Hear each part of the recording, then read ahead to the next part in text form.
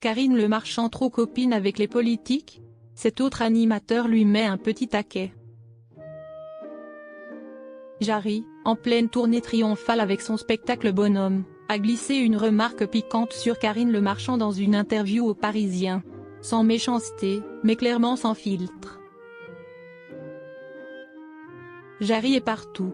Sur scène, dans les zéniths, à la télé, et bientôt peut-être face à des politiques. Dans une interview accordée au Parisien, ce 1er avril 2025, l'humoriste et ancien animateur de Tout le monde veut prendre sa place, a évoqué l'envie d'un nouveau format, une émission d'interview politique. Et visiblement, il a déjà un avis tranché sur celle qui existe actuellement. Quand on lui parle d'ambition télé, Jarry ne cache pas son envie d'oser un ton différent. Les politiques, ils ont un talent que je pense pouvoir maîtriser assez bien, celui de ne pas répondre aux questions, lâche-t-il.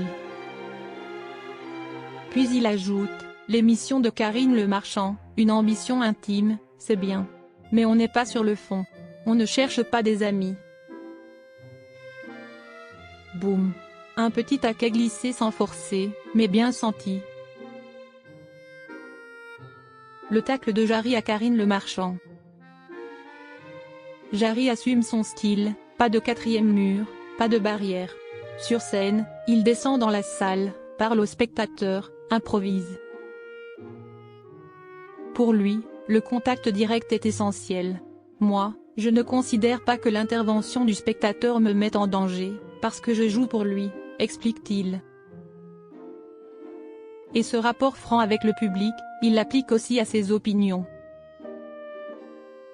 Et ce tacle à Karine Le Marchand ne sort pas de nulle part. Il reflète une envie de casser le format lissé des interviews politiques trop polies. Pas question de chercher à séduire, Jarry veut de l'authentique. On ne veut pas d'un plateau cosy, on veut de vraies réponses, semble-t-il dire en filigrane. Le succès au rendez-vous. Et des envies d'ailleurs. Avec 150 dates, 350 000 billets vendus et des millions de vues sur les réseaux, Jarry est en feu. Son spectacle Bonhomme, qui questionne la masculinité avec humour et tendresse, cartonne partout en France. Et ses séquences d'impro font le bonheur des internautes. Mais il y voit plus loin. Il rêve aussi de cinéma, jouer un serial killer, un contre-emploi total, confie-t-il. Et côté télé, il se verrait bien aux manettes d'un talk politique à sa sauce. Moins copain-copain, plus frontal.